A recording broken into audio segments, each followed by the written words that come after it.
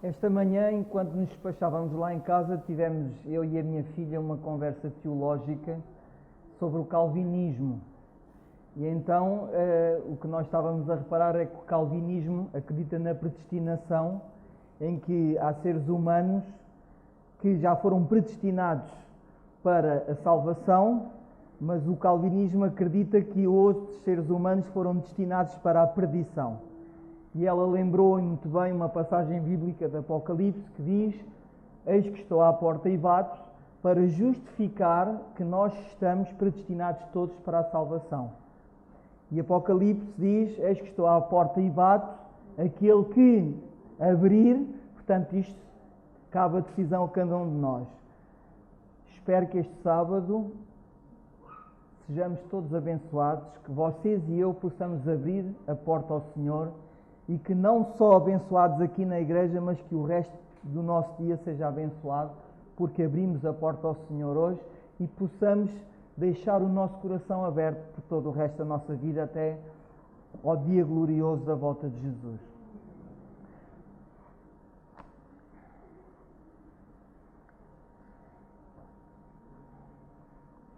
Eu sou uma pessoa que talvez alguns que me conheçam acham que tenho esta particularidade. E eu, ao fazer uma autoanálise, considero que a tenho. Sempre foi minha preocupação, no meu estudo, nos meus assuntos teológicos, saber e ir sempre mais à frente daquilo que nós, aparentemente, como povo adventista, não conseguimos ver. Ou seja, tenho uma preocupação um pouco no sentido daquilo que a irmã Ruth falava na escola sabatina. Nós mesmos que estudamos a palavra podemos às vezes chegarmos a ideias erradas porque temos ideias pré-concebidas. E eu sou uma pessoa que me preocupo muito com estas questões.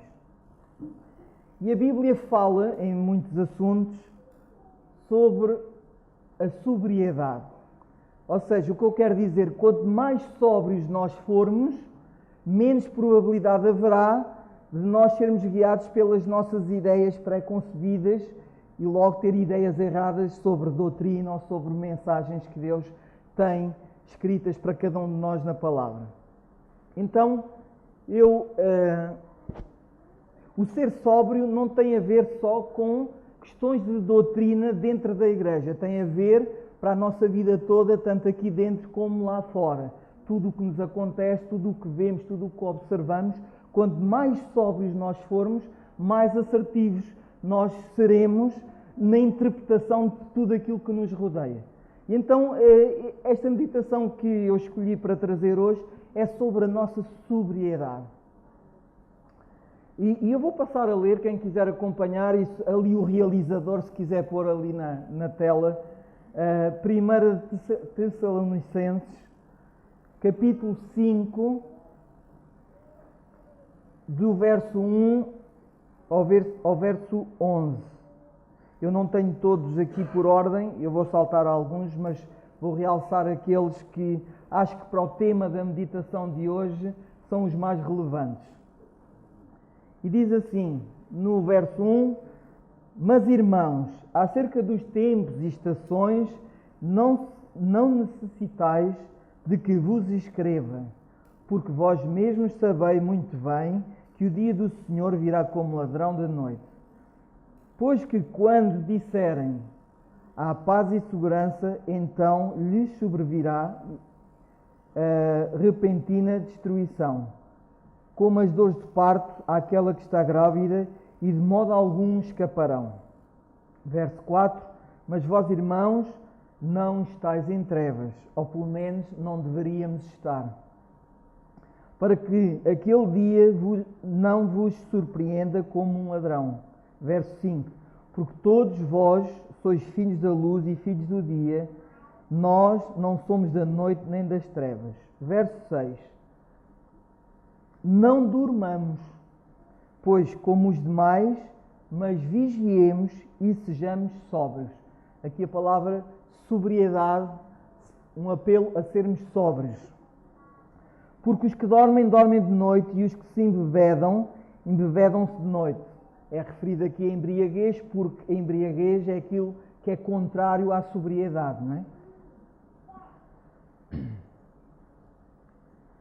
Verso 8: Mas nós, que somos do dia, sejamos sóbrios, vestindo da couraça da fé e do amor, e tendo por capacete a esperança da salvação. Verso 9: Porque Deus não nos destinou para a ira, mas para a aquisição da salvação por nosso Senhor Jesus Cristo, que morreu por nós para que, quer vigiemos, quer durmamos, vivamos juntamente com Ele.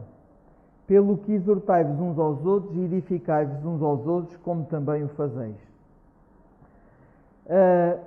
Tito também tem um texto alusivo à sobriedade. No livro de Tito, capítulo 2, no verso 1 ao verso 15, Tito, capítulo 2, do verso 1 ao verso 15. Verso 1: Tu, porém, fala o que convém à sã doutrina. Ou seja, para sermos sóbrios, temos que falar aquilo que convém à sã doutrina. Isto pode haver a hipótese de nós falarmos o que não convém à sã doutrina. Portanto, temos que ver pela negativa. Há essa possibilidade. Verso 2: Os velhos que sejam sóbrios, graves, a palavra aqui, não sei se a palavra aqui é sérios, prudentes, sãos na fé, no amor e na paciência. Podemos ser doentes na fé, porque aqui ele diz sãos na fé. Quer dizer que pode haver a possibilidade de nós sermos doentes na fé. Em tudo, te dá por exemplo de boas obras. Na doutrina, mostra incorrupção. Ou seja, pode haver a possibilidade que haja uma doutrina que esteja corrompida. Gravidade e sinceridade. Portanto, quer dizer seriedade e sinceridade. Não defraudando, antes mostrando toda a boa lealdade. O que pode haver a possibilidade de haver uma má lealdade. Para que em tudo sejam ornamento da doutrina de Deus, nosso Salvador. Verso 12. Ensinando-nos que, renunciando à impiedade e às concupiscências mundanas, na sua versão é paixões mundanas, vivamos neste presente século sóbria e justa e piamente. O que pode acontecer, se estão a fazer este apelo, podemos viver ao contrário disto. Aguardando a bem-aventurada esperança e o aparecimento da glória do grande Deus, o nosso Senhor Jesus Cristo. Verso 14. O qual se deu a si mesmo por nós para nos remir de toda a iniquidade e purificar para si um povo seu especial, zeloso de boas obras. O que pode haver aqui um conceito de cada um do que serão, o que possam ser estas boas obras, não é? Uma coisa será certa: quanto mais sóbrios, já que estamos a falar de sobriedade, quanto mais sóbrios nós formos, mais probabilidade há de fazermos boas obras. Verso 15 fala disto e exorta e repreende com toda a autoridade. E ainda há pouco falávamos na escola sabatina porque é que Jesus tinha a autoridade. Porque Jesus era sóbrio e Jesus vivia aquilo que falava. Em 1 de Pedro, ele também faz uma alusão aqui à questão da sobriedade. 1 de Pedro, capítulo 1, verso 13. Capítulo 1 da primeira carta de Pedro, no verso 13. Portanto, cingindo os lombos do vosso entendimento, ou seja, cingindo a parte central do vosso entendimento, a parte mais importante, sede sóbrios. Ou seja, nós temos que cingir a parte mais importante, o cerne do nosso entendimento, com sobriedade. E esperar inteiramente na graça que vos ofereceu na revelação de Jesus Cristo. E 1 de Pedro, no capítulo 4, estamos no mesmo livro, um pouco mais à frente no capítulo 4, no verso 7, Pedro diz: e já está próximo o fim de todas as coisas, portanto, sede sóbrios e vigiai em oração. Também, ainda um pouco mais à frente, e esta é a última leitura que eu faço alusiva à sobriedade, no capítulo 5, no verso 8, um pouco mais à frente, diz ele: sede sóbrios, vigiai, porque o diabo, vosso adversário, anda em derredor, bramando como um leão, buscando em quem possa tragar. Ora, se o diabo anda a buscar quem possa tragar, é preciso ter uma sobriedade para não estereotiparmos uma, duas ou três formas de como o diabo anda em nosso redor. Ele é muito sutil e nós, se não estivermos atentos, podemos ser apanhados com facilidade nessa subtileza. Eu há dias vi um vídeo de uma fulana que não é, penso que não era da nossa denominação, a fazer uma análise de uma música de uma cantora cristã que se chama Aline Barros. Eu acho que muitos irmãos já ouviram falar dessa cantora, e então eu achei muito interessante. E pensei assim para mim, então achei a conclusão que realmente se ouvir aquela música, não ia detectar isto. A música fala das vitórias que ela recebia da parte de Deus. Mas no decorrer de toda a música só estava eu. E essa senhora que estava a fazer a exposição da música disse: atenção, o diabo é muito subtil. Ele não estava a falar de Deus, ele estava a falar da própria vida dela, do eu. O Senhor fez-me vencer, o Senhor fez-me pôr num alto monte, o Senhor assim, o Senhor fez-me aquilo e o Senhor aquilo. E ela diz: reparem, a música só fala do eu, não fala do Senhor. Portanto, a figura central naquela música não era o Senhor, era a pessoa que ganhou vitórias, que era vencedora. E eu assim, realmente nunca tinha visto isto nesta perspectiva. Falta de sobriedade. Eu só vou passar por 6 pontos, e como eu disse há pouco, a sobriedade não tem só a ver com questões da igreja, da mensagem, tem a ver do nosso dia-a-dia. E então eu quis abordar alguns pontos que muitas vezes não são aqueles pontos tradicionais. Normalmente os apelos que nós fazemos por tradição dentro da igreja é o apelo à sobriedade naquilo que comes, naquilo que vestes, naquilo que falas, mas há outros pontos mais, se calhar, subtis, como os desta música, que nós passamos por alto e se calhar estamos a ser usados, não pela entidade que nós pensamos que estamos, mas se calhar estamos a ser usados por outra entidade. Há uns tempos atrás eu era muito verde na minha peregrinação dentro da igreja. Tinha entrado para a igreja há pouco tempo, conhecido a mensagem há pouco tempo, e na altura da Páscoa eu costumava sempre dar o filme de Jesus da Nazaré.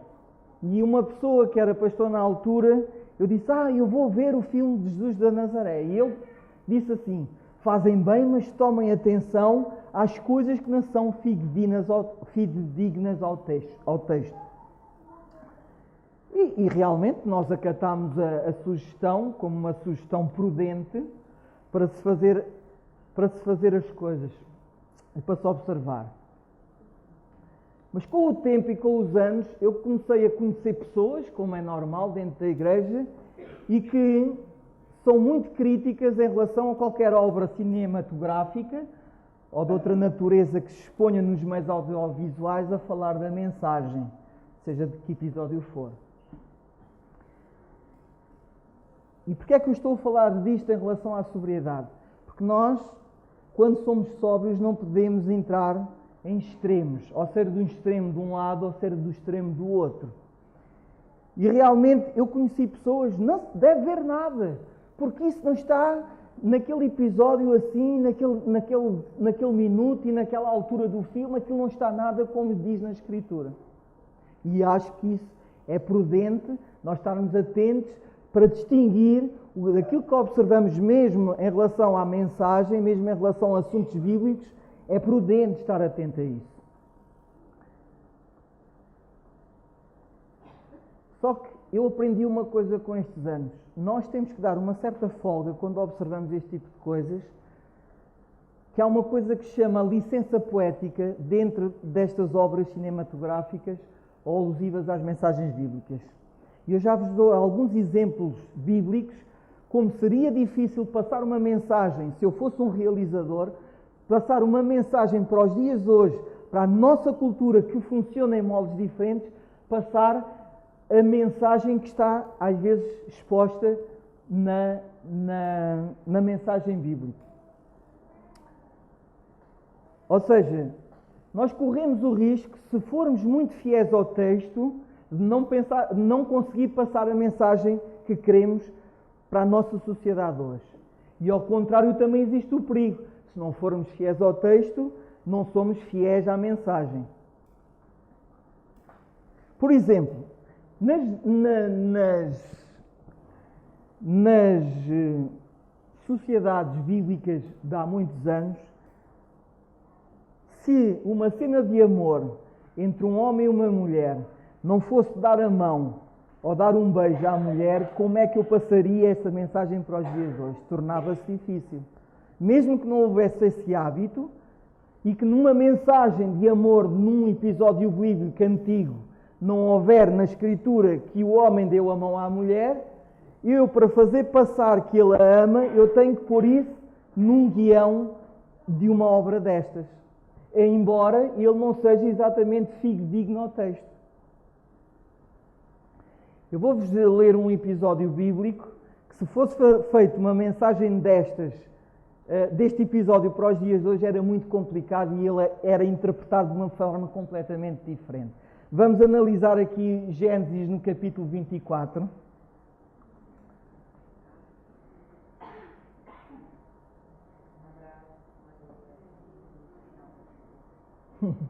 Aqui a irmã Adriana já está a perceber qual é o episódio. Capítulo 24, do verso 1 ao verso 4. E vejam como seria difícil se nós fôssemos realizadores e quiséssemos passar esta mensagem para os dias de hoje na sociedade atual. Capítulo 24, verso 1 ao verso 4. E era Abraão já velho e adiantado em idade.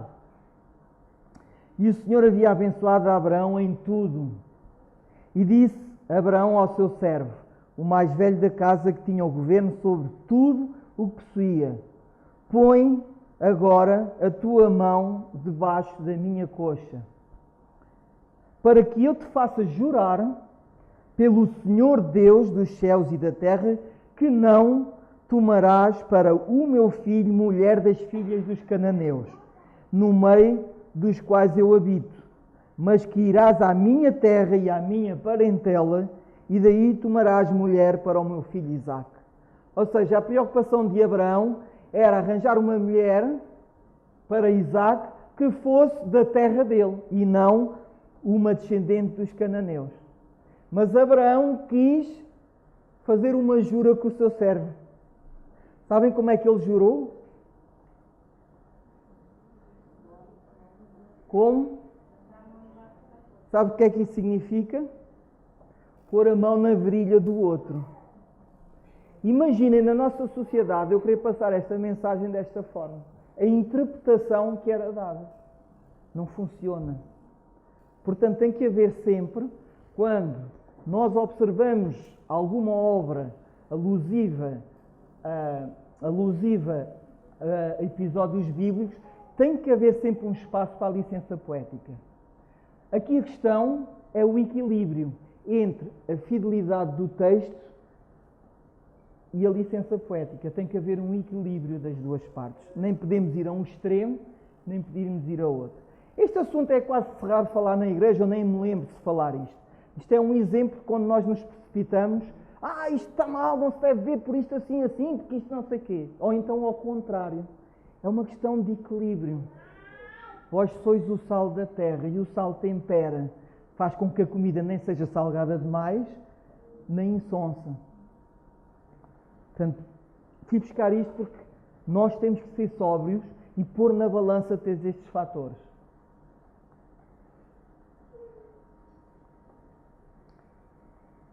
Por exemplo, eu vou dar um exemplo para acabar este setor e este é o primeiro ponto. Eu quero fazer uma obra bíblica, a exposição, sou realizador e quero fazer um episódio bíblico que se passou aqui em Portugal. Por exemplo, a Batalha de Alves Barrota. Batalha de Alves Barrota, vocês sabem onde é que foi, não sabem? Foi em Alves Barrota. Mas o americano e o australiano não conhecem nada de Portugal. Conhece Lisboa porque já visitou Lisboa. E então eu, para mostrar ao australiano ou ao americano que isso foi feito em Portugal, ponho a Torre de Belém. Não cola, porque a Torre de Belém é em Lisboa e a Batalha de Alves Barrota foi em Alves Barrota. Para os brasileiros, é como se eu quisesse pôr um episódio de Manaus e ponho o Cristo Redentor, para perceberem que era no Brasil.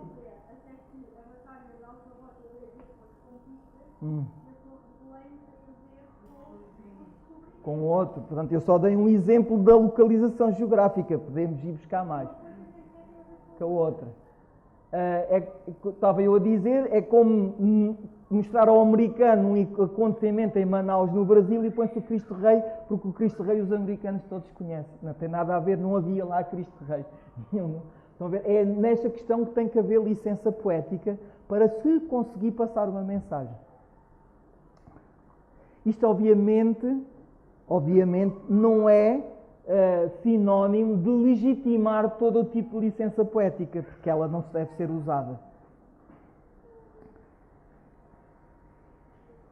O segundo ponto que eu refleti sobre a sobriedade, às vezes a falta de sobriedade que nós podemos ter de reconhecer que alguns cristãos sabem menos de Bíblia do que alguns ateus e agnósticos. E isto pode ser uma ideia pré-concebida de acharmos que todos os cristãos à partida sabem mais da Escritura do que alguns cristãos e agnósticos.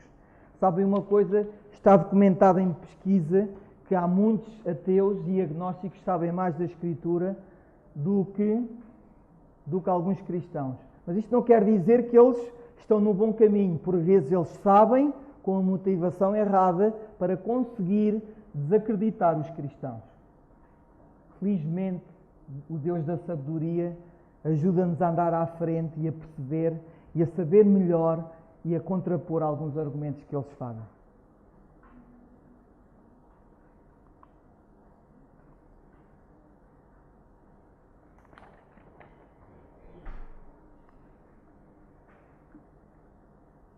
É certo que não podemos generalizar e que todos o fazem por esse motivo. Só um automóvel é que é feito em série e quando ele tem um defeito, se for um bom mecânico, ele já sabe porque foi feito em série e todos eles têm esse defeito. O ser humano não é feito assim. O ser humano tem pelo menos 4 características que são únicas e ninguém mais tem. Alguns dizem no planeta, outros até se arriscam a dizer no próprio universo. O ser humano tem coisas únicas de cada ser.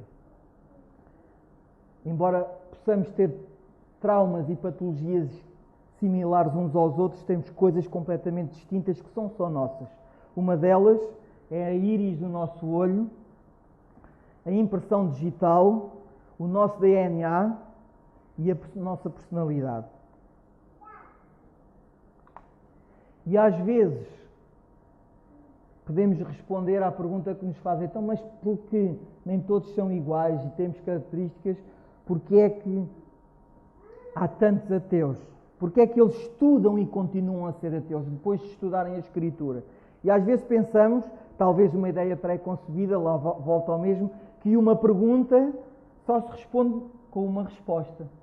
Mas às vezes uma pergunta pode-se responder com outra pergunta. Porque é que tantos médicos, porque é que tantos pneumologistas fumam? Parece que quanto mais sabem, menos alcançam conhecimento. Mas atenção a uma coisa. Quando nós refletimos isto, não devemos refletir no sentido acusatório. Devemos refletir se eu, Gil, contribuí para que isto seja uma realidade. O que é que eu estou a contribuir ou a prejudicar ou a dificultar o entendimento destas pessoas acerca do Deus em que eu acredito. O que é que eu estou a fazer? Será que há assim muitos porque eu também contribuo para isso? Terceiro ponto, talvez com falta, que tenha a raiz da falta da sobriedade que está por trás. E este terceiro ponto leva-nos a três, às vezes, ideias erróneas. Fé, a primeira ideia errada que às vezes possamos chegar, fé é incompatível com dúvida. Isto é quase um chavão. Fé é incompatível com dúvida. Será? Que fé é irracional, temos que acreditar e ponto. Será? E o terceiro ponto, que fé está só no plano emotivo. E é engraçado que nós falamos de um personagem bíblico que lhe atribuímos o pai da fé. Abraão. Vamos ler aqui no capítulo 15, no verso 1 ao verso 18.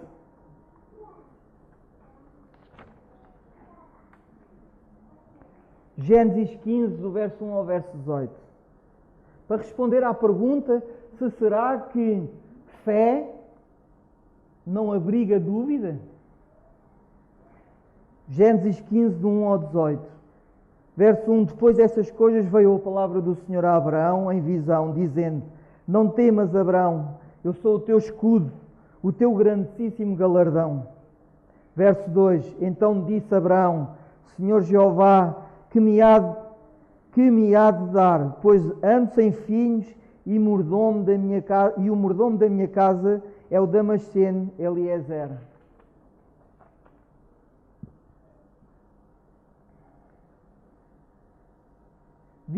Disse mais Abraão: Eis que não tens dado semente, e eis que um nascido da minha casa será o meu herdeiro. E eis que veio a palavra do Senhor a ele, dizendo: Este não é o teu herdeiro, mas aquele que das tuas entranhas sair, esse será o teu herdeiro. Então o levou lá fora e disse: Olha agora para os céus e conta as estrelas, se as podes contar. E disse-lhe: Assim será a tua semente. E creu ele no Senhor, e lhe foi imputado isto por justiça. Disse mais: Eu sou o Senhor que te tirei de Ur dos Caldeus para dar-te a ti esta terra para a herdares. E disse ele: Senhor Jeová, como saberei que hei de herdá-la? Só neste texto Abraão faz duas perguntas. Abraão tinha dúvidas. Achava que não tinha descendência. Porque nesta cultura a bênção que eles achavam que podiam ter de Deus era descendência. Não? E Abraão faz duas perguntas. Que era só o servo que ele lá tinha em casa seria o único herdeiro, não ia ter herdeiro, não ia ter filho. E depois no verso 8 diz: Como saberei que é de herdá-la? Estão a ver? Aqui o Abraão com falta de fé porque fez uma pergunta. No entanto, ele é o pai da fé. É que Deus, tiramos da nossa cabeça que a fé não tem lugar para a dúvida. Deus faz incentivo à prova saudável da sua própria existência. Malaquias 3:10, e eu vou ler, para não perdermos tempo. Deus diz para fazer prova dele. Trazei todos os dízimos à casa do tesouro, para que haja mantimento na minha casa, e depois fazei prova de mim. O Senhor está a dizer ao seu povo: façam prova de mim, que o ponham à prova. Diz o Senhor dos Exércitos: E se eu não vos abrir as janelas do céu e não derramar sobre vós uma bênção tal, que dela vos advenha a maior abastança. Salmo 38:8. Olhem o Senhor a incentivar-nos a fazer prova dele. Provai e vede que o Senhor é bom. Bem-aventurado o homem que nele confia.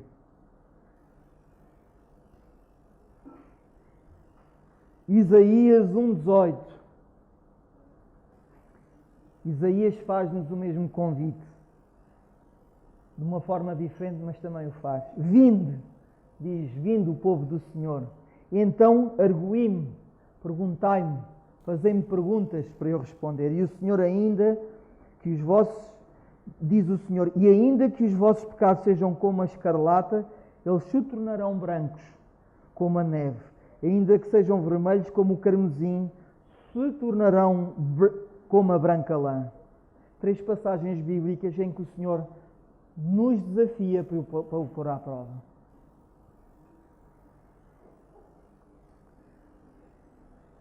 Sabem o que é que Jesus disse na sua penúltima fala antes de entregar o Espírito, como diz a Escritura?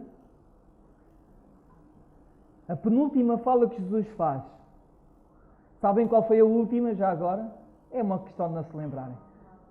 Como? Quem é que está a responder? Está consumado. E qual foi a penúltima?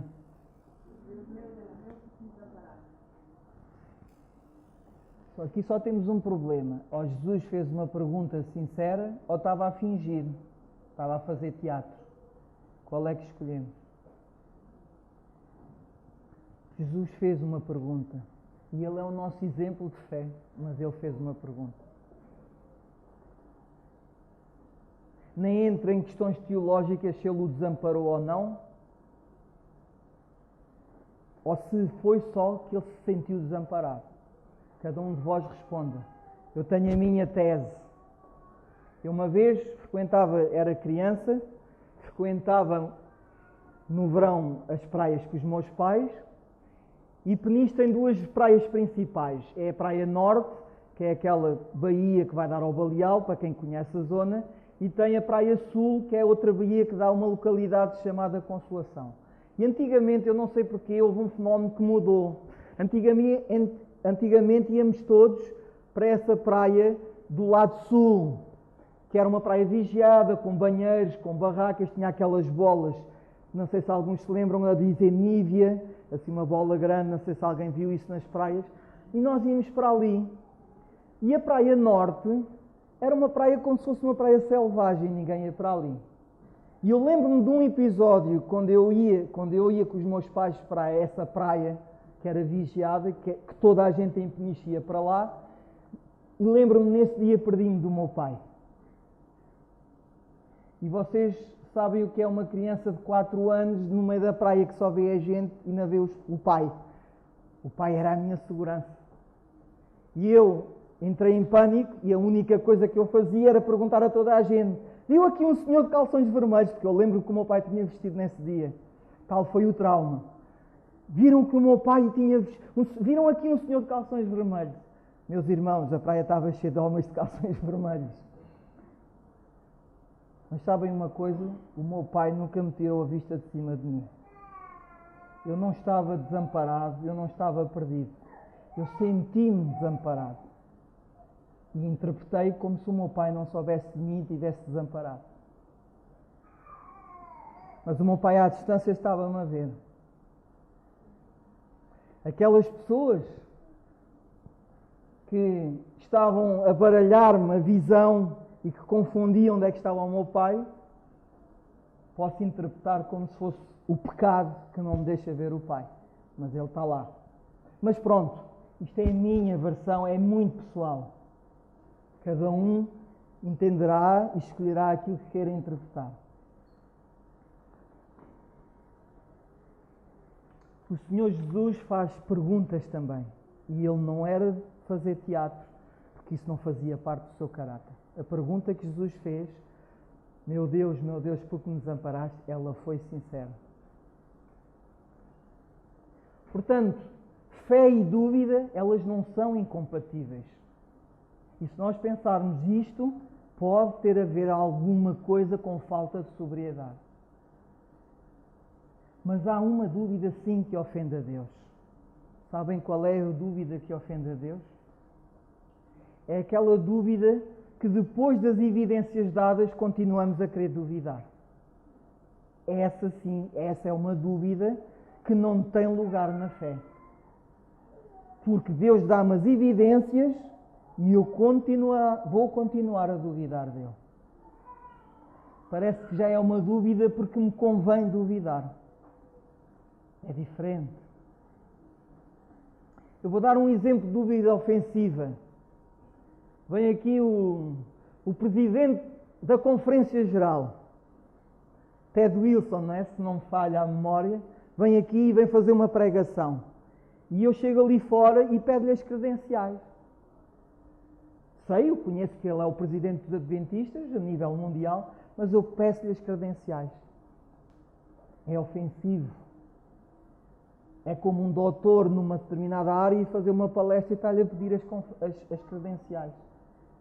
Depois de Deus nos dar as credenciais, é ofensivo duvidar do Senhor. Esta é que é a dúvida que ofende e que não tem lugar na fé. A dúvida sincera daquele que ainda não ouviu evidência, ela é muito bem-vinda e é disso que Deus quer de cada um de nós.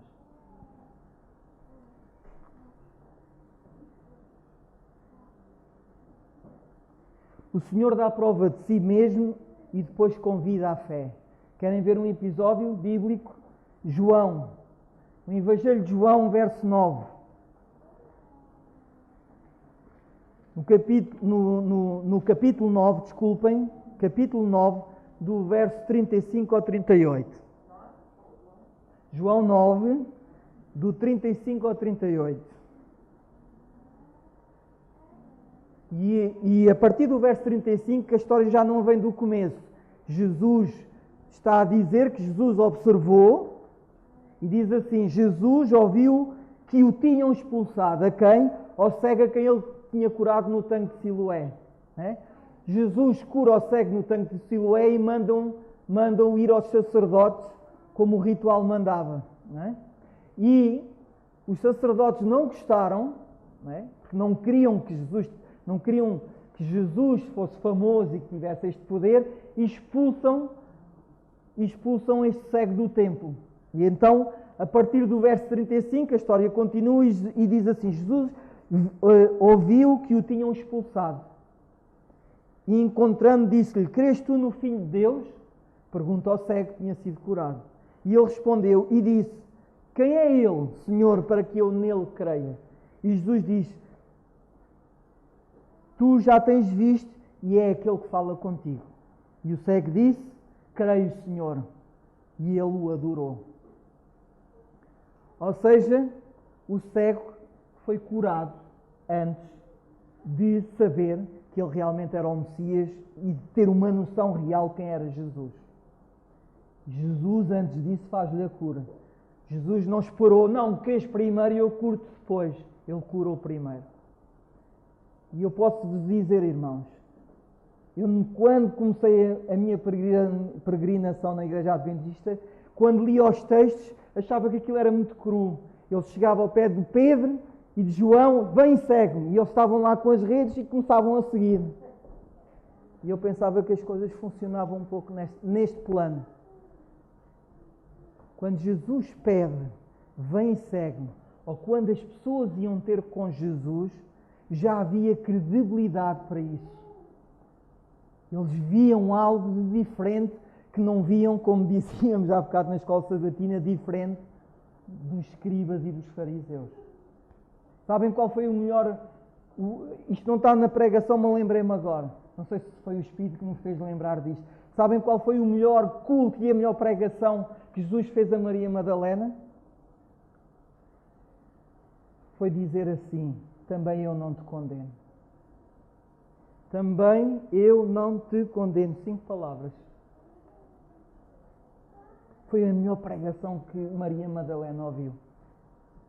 E não me interpretem mal, não estou a dizer que se as coisas não devem ser resolvidas quando a Igreja primitiva deu diretrizes para resolver questões disciplinares dentro da própria Igreja. Não é isso que eu estou a dizer. Mas isso não anula que este não foi o melhor sermão que Maria Madalena ouviu. Quando iam ter com Jesus para o curar, não era por mágica. Havia um caminho e eles viam credibilidade. Espera, pelo aquilo que eu tenho visto e ouvido, se calhar este pode-me curar mesmo. Alguém aqui já pediu empréstimo ao banco para a habitação? Quem é que pediu empréstimo ao banco aqui para adquirir casa própria? Tão poucos. Já vi que tem muita esperança no novo apartamento da Nova Jerusalém. Porquê é que fomos ao banco? Porquê é que fomos ao banco pedir um crédito para comprar uma casa? Porque não tínhamos dinheiro suficiente para pagar. É uma realidade, não o deixa de ser.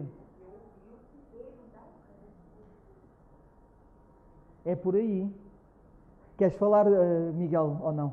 Pensa que quisesse dizer alguma coisa. Foram ao banco porque testemunharam que outros já lá tinham ido antes deles e saíram de lá com o dinheiro na mão para comprar a casa.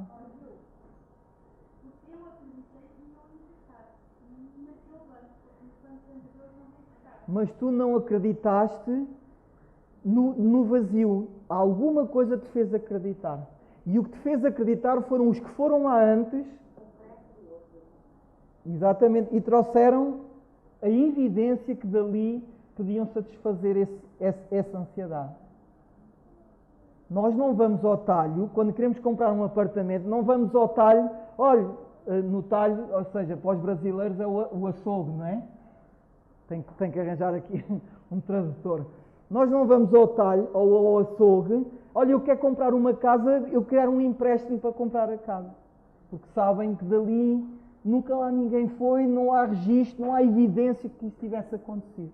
Mas aqueles que iam ter com Jesus tinham esse registro, tinham essa evidência. Quarto ponto, que às vezes a falta de sobriedade pode nos iludir. E eu chamei-lhe do cientificismo. Alguém já ouviu falar nisto?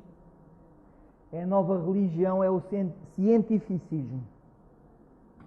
Ou seja, o cientificismo está baseado numa premissa, numa ideia pré-concebida, que é a seguinte. A religião não é para pessoas iluminadas, não é para pessoas cultas, não é para pessoas com capacidade mental de estudar.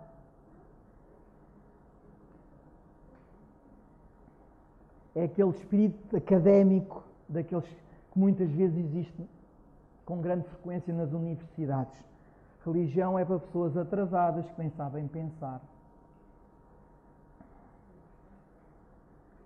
Esses são enganados com doutrinas e ideologias e vão atrás de qualquer conversa. Nós não. Nós, os cientificistas, ciência acima de tudo, pensar acima de tudo, é aquela questão da razão. A razão está acima de tudo. Mas há razões para que haja o cientificismo.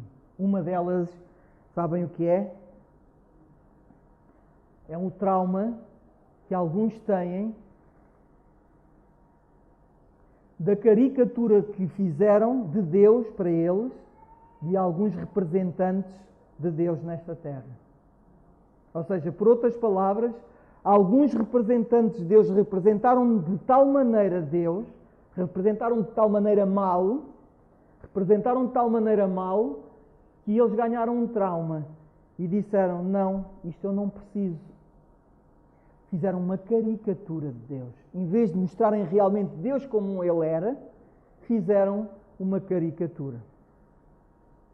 E eu há bocado falava na subtileza de Satanás, que às vezes nós, por falta de sobriedade, podemos entrar em certos pensamentos que não percebemos que o inimigo está a ser subtil para connosco e nós entramos.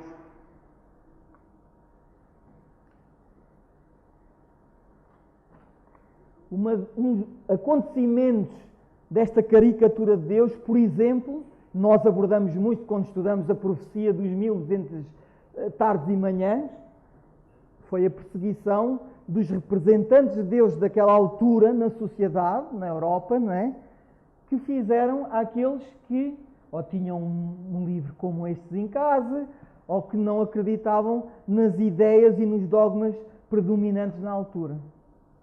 A violência foi de tal ordem que muitos hoje, ao saberem da história, então, mas fizeram isto. Senhores que andam a bater com a mão no peito na igreja. É por isso que muita gente ganhou traumas e hoje enverdou pelo cientificismo. Mas outra coisa que pode ter a ver com falta de sobriedade. É certo que a grande maioria foi da igreja predominante, mas Calvino também matou Miguel de Servet. Porque Miguel de Servet não concordou com as ideias de Calvino. Calvino fez uma encomenda, como se diz em Portugal, desculpem a expressão, limpar-lhe o sebo. Não sei se no Brasil há outra expressão para isto. Tentou de encomendar a morte dele. É só num setor que oprime o outro. Esqueçam isso. Isto é coisa de ser humano. Não é coisa de religião. Querem uma prova? Há poucos anos atrás, no ano que eu nasci, começou a guerra entre protestantes e católicos na Irlanda. É só quem estava atento na altura aos noticiários, ou quem quiser hoje pesquisar a história, sabem as atrocidades que foram feitas. Até em creches punham engenhos explosivos para ofender a outra parte. Tanto católicos contra protestantes, como protestantes contra católicos. Não é de religiões, é de ser humano. E é por isso que existe o cientificismo hoje.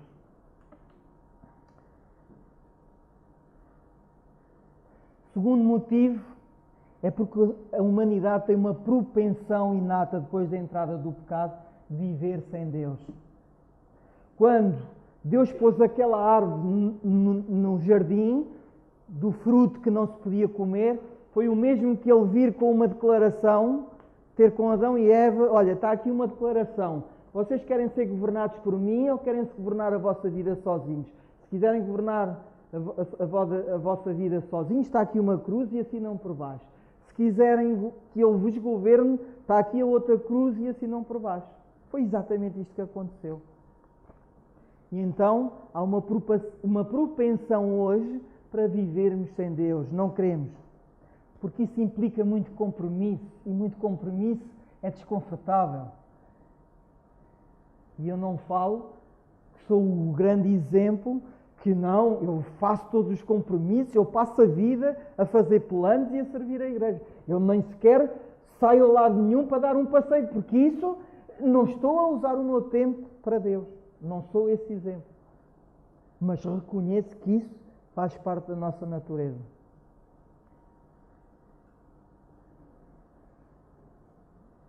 Se nós não acreditarmos em Deus, vamos acreditar sempre em alguma coisa. Sempre. Ou seja, na ciência, como o cientificismo, ou seja, na política, ou seja, nos governantes, ou seja, antes de dizer esta parte, em relação aos governantes. Há aí certos movimentos que se levantam. Não, eu sou daquele líder. Eu sou daquele líder, porque aquele líder é que defendia os nossos direitos. Que aquele líder defende os direitos do ser humano. E eu até estou a falar de Che Guevara.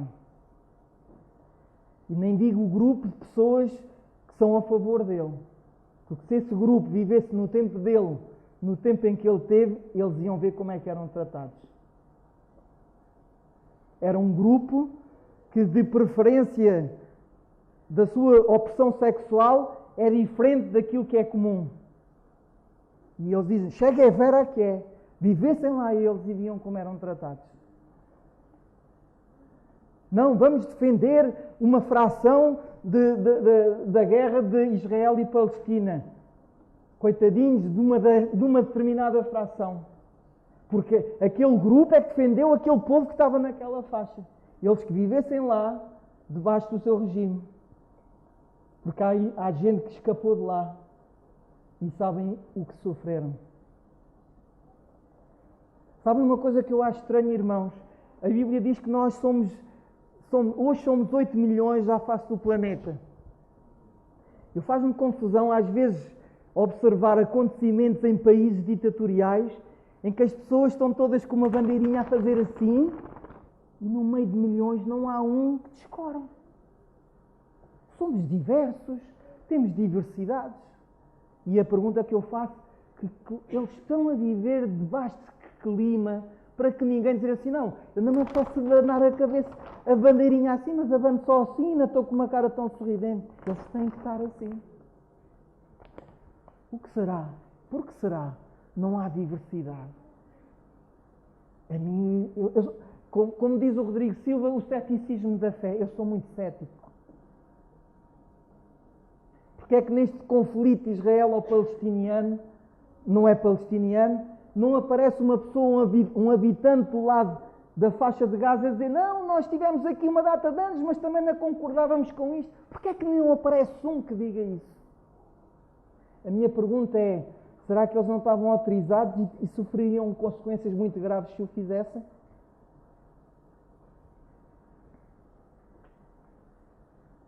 Isto para dizer que às vezes optamos para confiar nos governantes e acreditar em certos setores, em movimentos políticos ou outros movimentos, em detrimento a confiar no nosso Deus Criador e Salvador. E depois também, se não acreditarmos em Deus, e se não acreditarmos na ciência, e se não acreditarmos na política ou nos governantes, vamos acreditar em nós mesmos. Sou eu mesmo o meu Deus. E depois ainda há um motivo profético para ver muito o cientificismo. Diz Jesus em Lucas 18:8, e eu vou passar a ler porque o tempo está a correr e eu quero acabar, já estamos aqui. Quando, porém, vier o Filho do Homem, porventura achará fé na terra? Este é um motivo profético.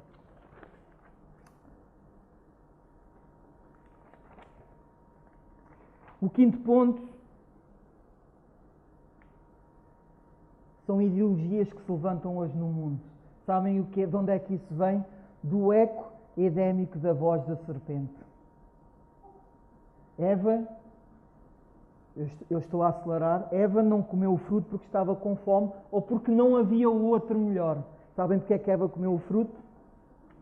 Porque Satanás disse assim, porque no dia que comeres os vossos olhos vão se abrir e vós sereis igual a Deus.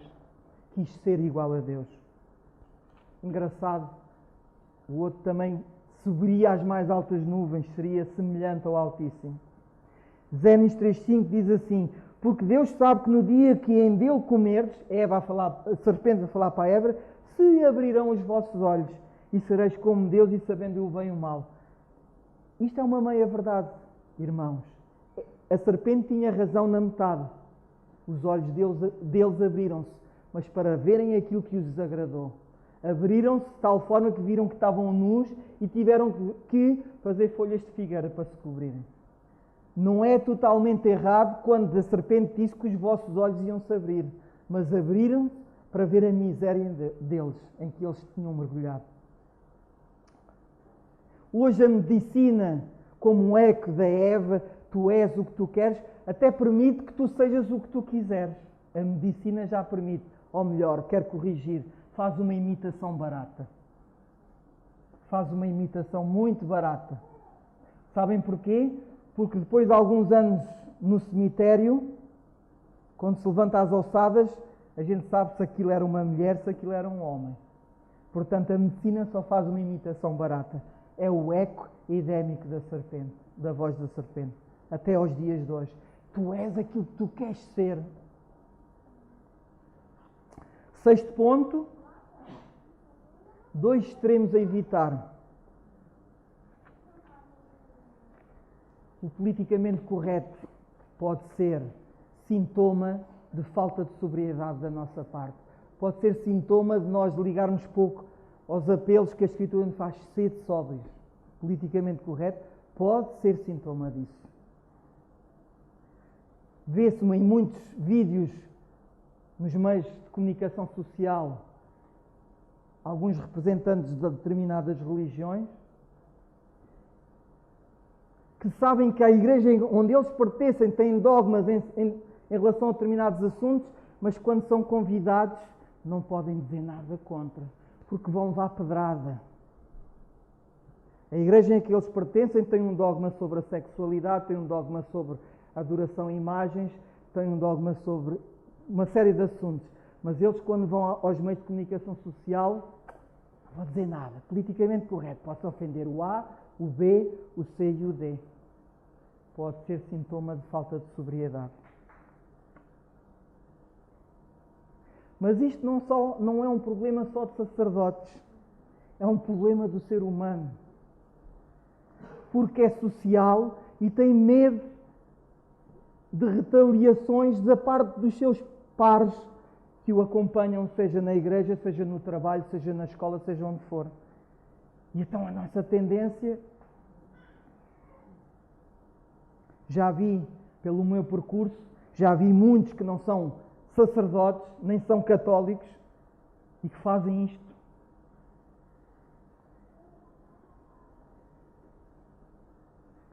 A posição que se toma hoje não é a posição que tomariam no passado. E atenção, isto não é mau. Isto não é mau, porque o conhecimento humano é progressivo. O problema é a intermitência. O problema é a intermitência. O que quer dizer que não foi por causa de uma aprendizagem que foi progressiva. Quer dizer que foi por uma outra questão, se calhar menos legítima. A militância que tinham no passado para aplanar os caminhos que estavam tortos, não é o mesmo hoje, está desvanecida sobre os mesmos assuntos. O que é que se passa aqui?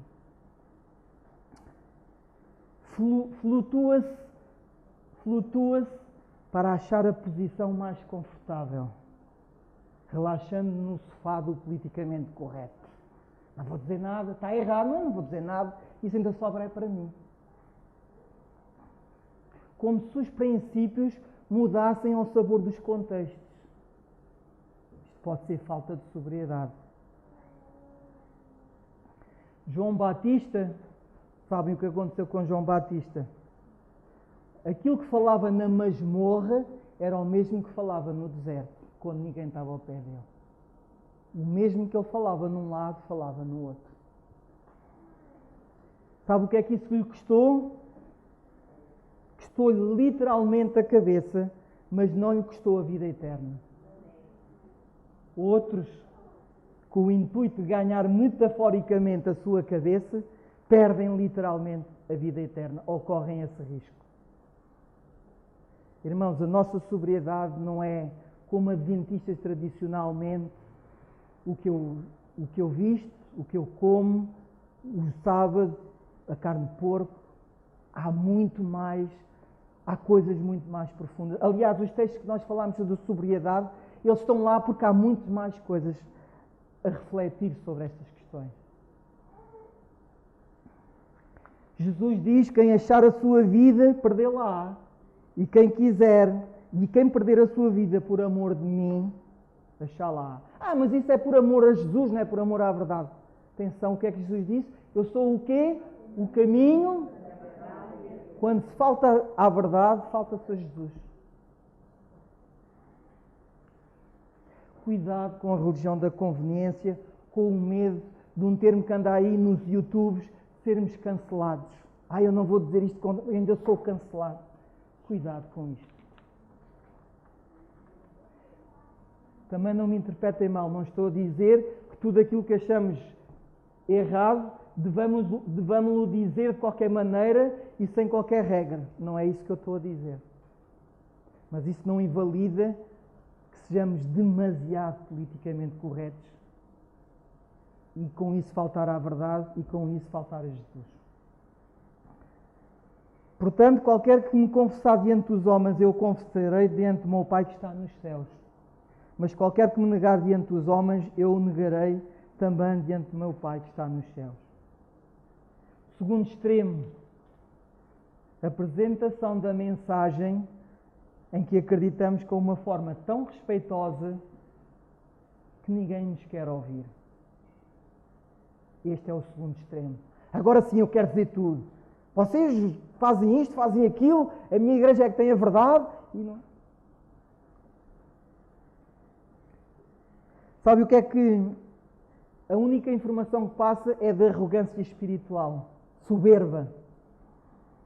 E desta vez E desta forma, em vez de passar a imagem de um cristão, passamos a imagem de um chatólico. Somos chatos e ninguém nos quer ouvir. Eu faz-me confusão e um dia, realmente, Jesus é uma personagem espetacular. As crianças nunca estão ligadas para a espiritualidade como os adultos. Mas é engraçado, Jesus, o expoente máximo da espiritualidade, diz que as crianças queriam estar ao pé dele. É uma coisa, para mim, é um enigma como ele conseguia isto.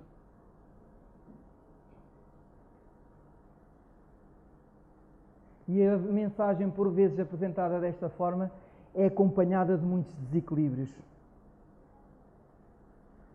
Falta de noção, às vezes, nestes desequilíbrios, que dentro da mensagem há assuntos mais prementes, há assuntos mais importantes e outros menos importantes. E às vezes temos o desequilíbrio de que vamos discutir a altura da saia, é igual a ser à humildade e ao mais importante da lei. E isto não é uma ideia minha, querem ver, irmãos? Isto não é uma ideia minha. Jesus confirmou isto em Mateus 23, 23. Quando observou os representantes da religião na altura a ligarem mais àquilo que era de menos importância e a ligarem de menos àquilo que era muito importante. Não sou eu que o digo, está aqui. Ai de vós, escribas e fariseus, capítulo 23 de Mateus, no verso 23. E depois dizem mais o cominho, a hortelã, e depois desprezais o mais importante da lei. Jesus está a dizer que há assuntos mais importantes, não sou eu que o digo. O mais importante da lei, o juízo, a misericórdia e a fé. Deveis, porém, fazer estas coisas sem omitir as outras. Portanto, Jesus está a pôr em vigor tudo isto que se deve fazer, mas ao mesmo tempo está a dizer há coisas mais importantes.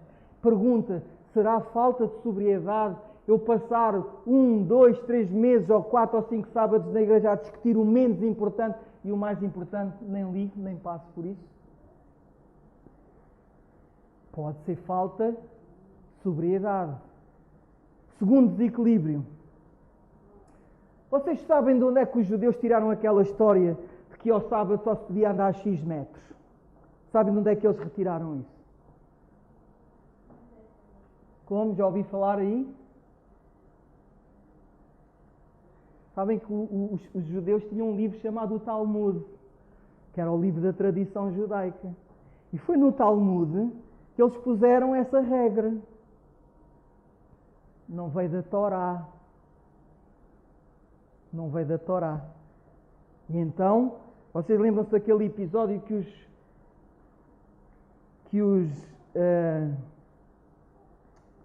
está aqui em Mateus 15, que os fariseus foram ter com Jesus e disse que os discípulos deles não lavavam as mãos antes de comer. Sabem de onde é que isso vem? Vem do Talmud, não vem da Torá. O problema deles é que anulavam a Torá para cumprir o Talmud. Eu vou passar a ler. Então chegaram ao pé de Jesus uns escribas e fariseus de Jerusalém, dizendo: porque transgridem os teus discípulos a tradição dos anciãos, pois não lavam as mãos quando comem pão. Ele, porém, respondendo, lhe disse: porque transgredis vós também o mandamento de Deus pela vossa tradição. Porque Deus ordenou, dizendo: honra a teu pai e tua mãe. E quem disser ao pai e à mãe, morra de morte, mas vós dizeis: qualquer que disser a meu pai é oferta ao Senhor, que podereis aproveitar de mim. Esse não precisa honrar o pai nem a mãe. Isto vem do Talmud. Ou seja, tinha que se honrar o pai e a mãe, mas se eu fosse negligente ao meu pai e à minha mãe em qualquer situação, e nomeadamente em relação ao dinheiro, eu dizia que era para o Senhor e ele estava livre dessa responsabilidade. Ou seja, Jesus depois diz: e vós anulais o mandamento de Deus por causa da vossa tradição. Pode ser falta de sobriedade. A minha pergunta é: como é que fazemos isto hoje? Nas nossas casas ou nas nossas igrejas? Será que há coisas que gerimos na igreja que vêm mais do Talmud do que da Torá? É uma pergunta para cada um responder. Será que vamos buscar coisas que isto nem está na Torá e andamos a gerir dentro das nossas igrejas? Vem do Talmud, já nem é do Talmud judaico, é do Talmud adventista. Arranjamos um Talmud. O Talmud, se calhar, para uns, não, a saia tem que ser aqui ao meio da canela, o outro é ao pé do joelho. Se calhar são os Talmudes que nós inventamos dentro da igreja. Nada vem da Escritura. Irmãos, eu não estou a dizer que não haja regras na igreja e que nós temos que zelar, como Josué dizia, que é mais importante a imagem interior do que a exterior. Isso quer dizer que nós também temos que cuidar da exterior. O meu problema é a dosagem que nós damos às coisas.